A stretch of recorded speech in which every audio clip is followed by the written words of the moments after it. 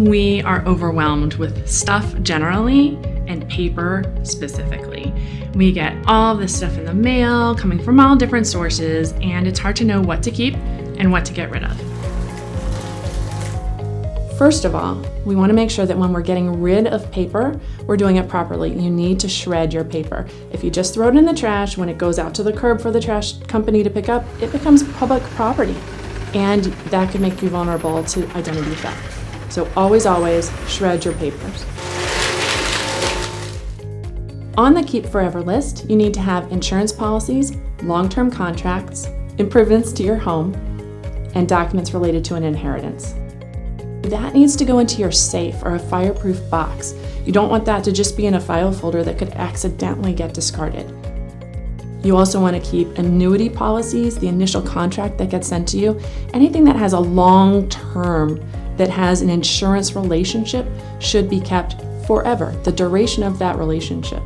Any real estate related documents, initial investments in real estate properties, all of that needs to be kept forever.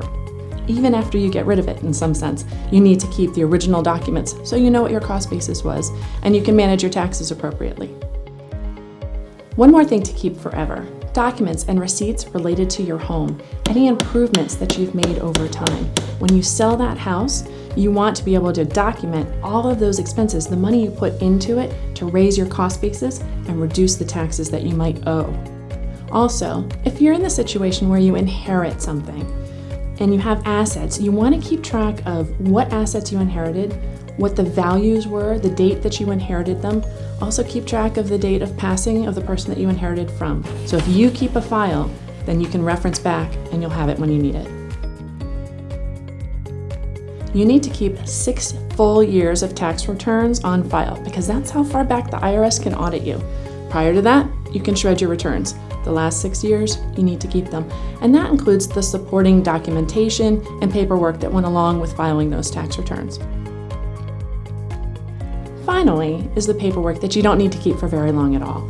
Through the course of the year, each month or each quarter, you'll get statements related to your investments and other types of accounts. You want to accumulate those through the year. Then at the end of the year, look at your December 31st statement carefully and make sure that everything on it makes sense to you. If it doesn't, if there's a discrepancy, that's the time to raise it, and you'll need probably the monthly statements to help you with that. No discrepancy, you may shred all those monthly statements and just keep the year-end one going forward. It's true that in many cases with your bank or wherever the financial institution, you can go online and access back statements, but sometimes those institutions will change their policies and say that you need to request download of those statements, and maybe you won't be able to get them as quickly as you'd like to in the future. You want them to be under your control. So save them digitally in the cloud, or as a last resort, print them and save them so you can get your hands on them if you need them.